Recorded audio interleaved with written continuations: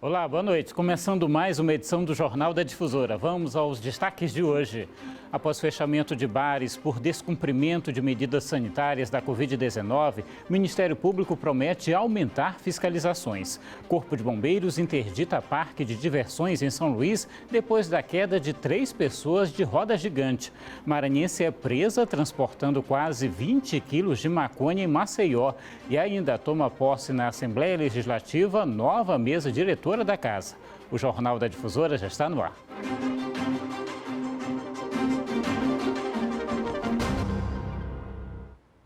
Uma operação do Ministério Público fechou bares que não estavam cumprindo com as regras de combate à Covid-19 aqui em São Luís durante o final de semana. Os donos dos estabelecimentos foram autuados. 3 bares em regiões diferentes da capital foram fechados na Operação Apócrates, que além de fiscalizar poluição sonora, também monitora espaços que descumprem o decreto 36.203 de outubro de 2020 do governo do estado, que contém normas estaduais para combater a Covid-19. O artigo 4 proíbe aglomerações e tem quantidade máxima de ocupação nos ambientes, mas na prática, as equipes autuaram donos de estabelecimentos por descumprir o que está previsto no documento. Acabou chegando em determinados estabelecimentos em que o quantitativo de pessoas era muito superior a 150 pessoas. Deviam ter entre 300 e 400 pessoas nos locais em que os proprietários e os promotores dos eventos foram conduzidos até a delegacia para que fosse lavrado o termo circunstanciado de ocorrência pela prática do crime de infração de medida sanitária.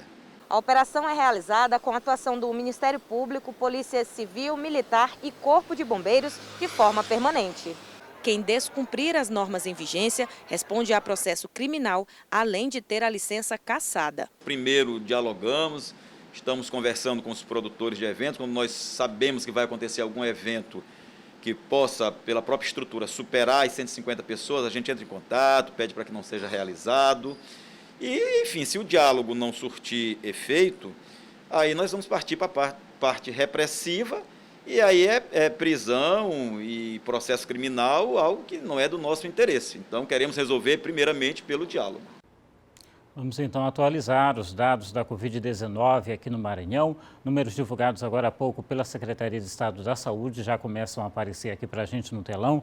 Número total de casos desde o início da pandemia até agora chega a 207.649. 161 novos casos foram confirmados aqui no estado, isso somente nas últimas 24 horas.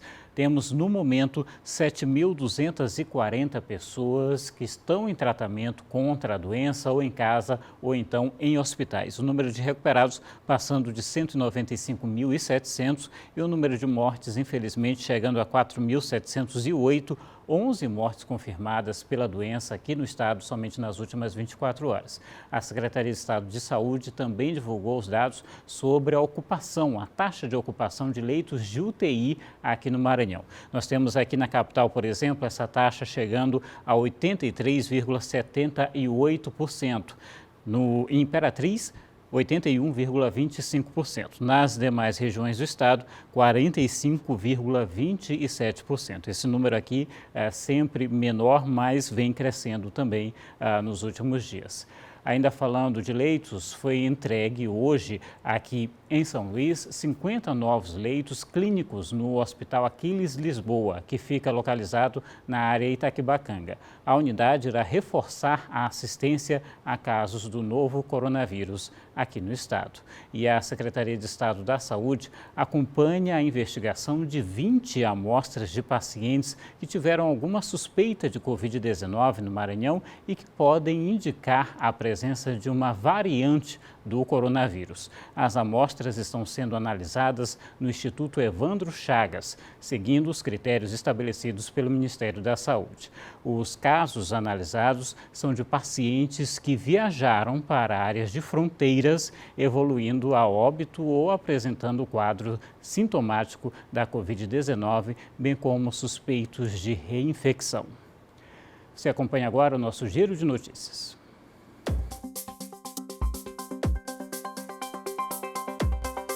O primeiro dia de aplicação de provas na versão digital do Exame Nacional do Ensino Médio registrou a falta de 68,1% dos candidatos. No Maranhão, esse percentual ficou bem parecido, 62,3%. Já na versão impressa, o Exame Nacional do Ensino Médio registrou algo como nunca visto antes na história do exame. Mais da metade dos candidatos não compareceu. Para aqueles que apresentaram sintoma da Covid-19 ou de alguma outra doença infecto-contagiosa, haverá a reaplicação do exame nos dias 23 e 24 de fevereiro. Em Imperatriz, a Polícia Militar foi acionada para uma ocorrência no início da manhã de segunda-feira, depois que uma mulher ligou para o 190 dizendo que estava trancada dentro da própria casa. Segundo ela, depois de uma discussão com o marido, o homem saiu de casa, trancou a porta, levou a chave e disse que ao retornar iria matá-la. Ela ligou para o 190 e 3 guarnições foram atender a esta ocorrência, que terminou com a mulher apresentada na delegacia para prestar depoimento e com buscas feitas durante todo o dia atrás do suspeito, inclusive de ameaçar a esposa de morte. Os casos da Covid-19 em Caxias, na região leste maranhense, praticamente continuam os mesmos. O boletim epidemiológico dá conta que 416 pessoas estão internadas. Confinadas em isolamento domiciliar chega a 42 e óbitos 126. Agora a curva em decrescente, já que até o dia 12 de janeiro o número de infectados era de 5.862 e até ontem já estava em 6.178, ou seja, um aumento de 316 novas pessoas infectadas. Portanto, a gente aproveita para reforçar as medidas sanitárias, sempre usar máscara, manter distanciamento social e também fazer higienização com álcool em gel. Pois é, e daqui a pouco, uma maranhense presa com droga em Maceió é suspeita de integrar quadrilha internacional de tráfico de drogas. Você vai ver também a posse da nova mesa diretora da Assembleia Legislativa aqui do Estado. Até já.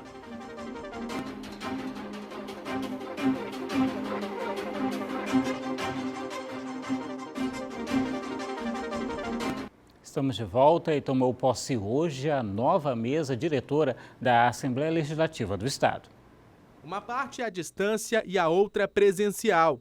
Tomaram posse o presidente Otelino Neto, do PCdoB, o primeiro vice-presidente Glaubert Cutrim, do PDT, a segunda presidente, a deputada Detinha, do PR, o terceiro vice-presidente Rildo Amaral, do Solidariedade, o quarto vice-presidente, o deputado César Pires, do PV, a primeira secretária, Andréia Rezende, do Democratas, a segunda secretária, doutora Cleide Coutinho, do PDT, o terceiro secretário, o deputado Pará Figueiredo, do PSL, e o quarto secretário, Paulo Neto, do DEM.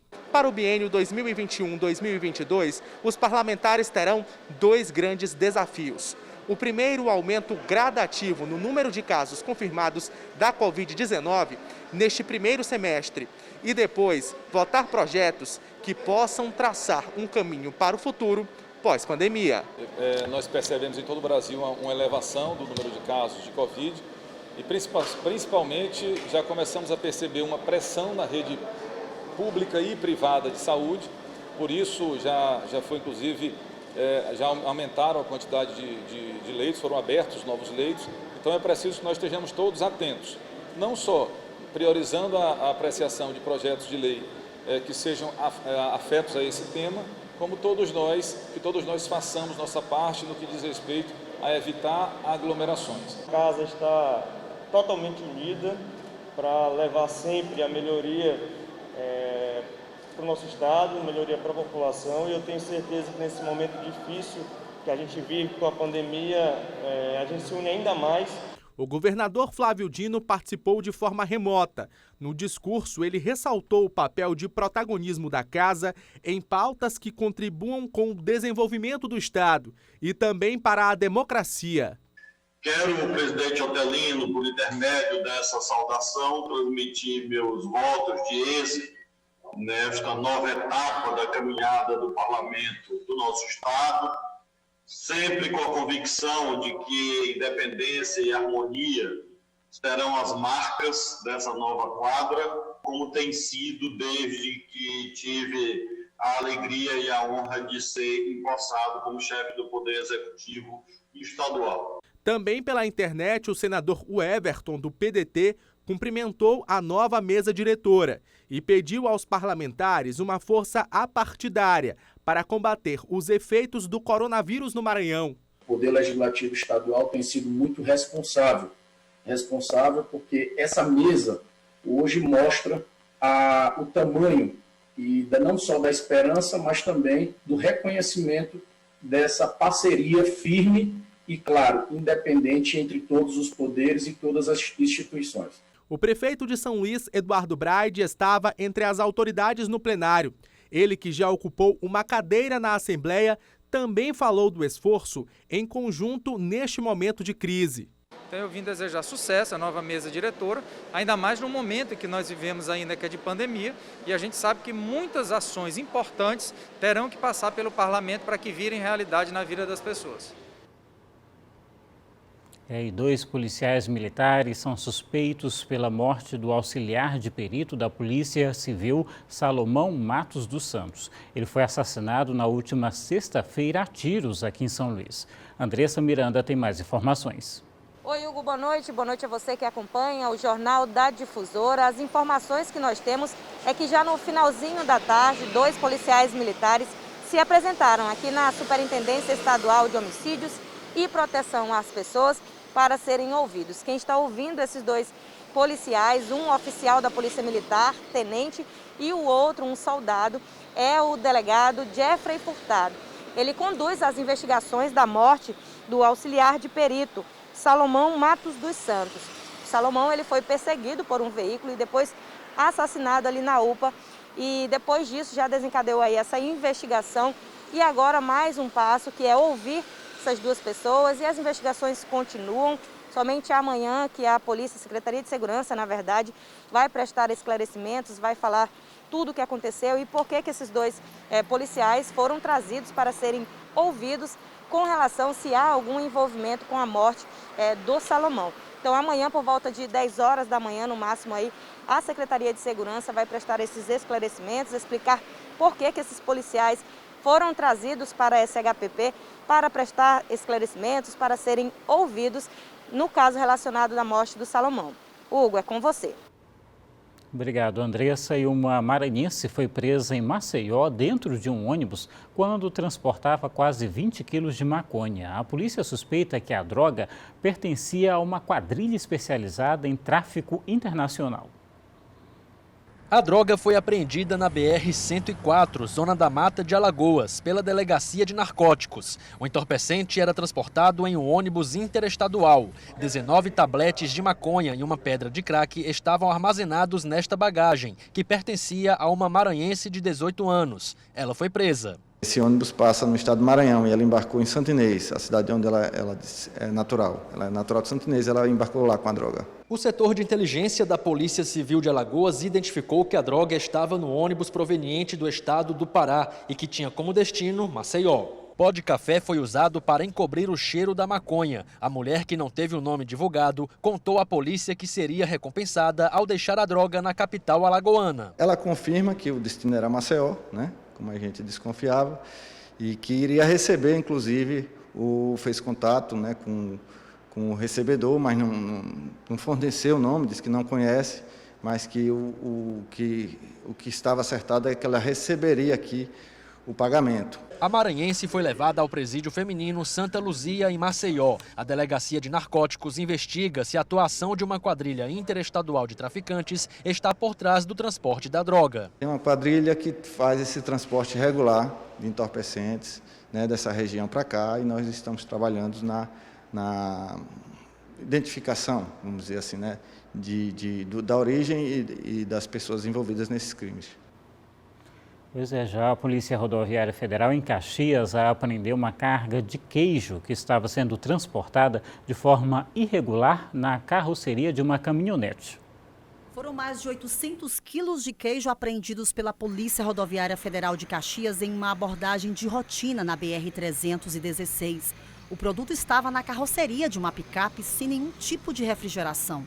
O responsável pelo produto também não apresentou nenhuma documentação legal, ou seja, nem a licença de fabricação ou registro de inspeção estadual ou federal. O queijo seria comercializado no Piauí. A equipe fez abordagem aqui na unidade operacional em Caxias, na madrugada de domingo, e acabou encontrando na caçamba da picape os cerca de 700 quilos de queijo sendo transportado irregularmente. Após a apreensão do queijo aqui na unidade operacional da Polícia Rodoviária Federal, na BR-316, o produto foi encaminhado até a AGED, Agência Estadual de Defesa Agropecuária do Maranhão, aqui em Caxias, para as maiores providências. É que sem a documentação adequada do produto e sem a documentação legal, esse tipo de transporte é crime.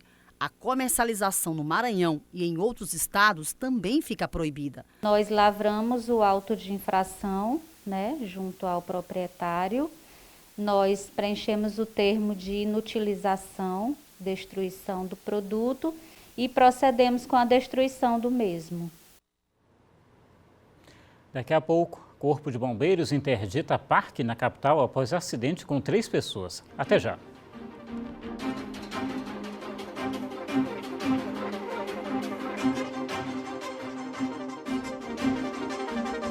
Estamos de volta. Em Imperatriz, uma pessoa morreu em um acidente de moto e um veículo foi arrastado por um trem no município de Ribamar Fiquene.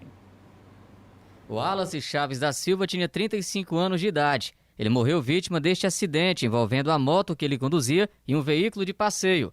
O caso aconteceu na tarde de domingo na avenida de acesso ao bairro Sebastião Regis. Segundo informações de testemunhas, o motociclista tentou ultrapassar um carro e bateu de frente com outro automóvel que trafegava no sentido contrário.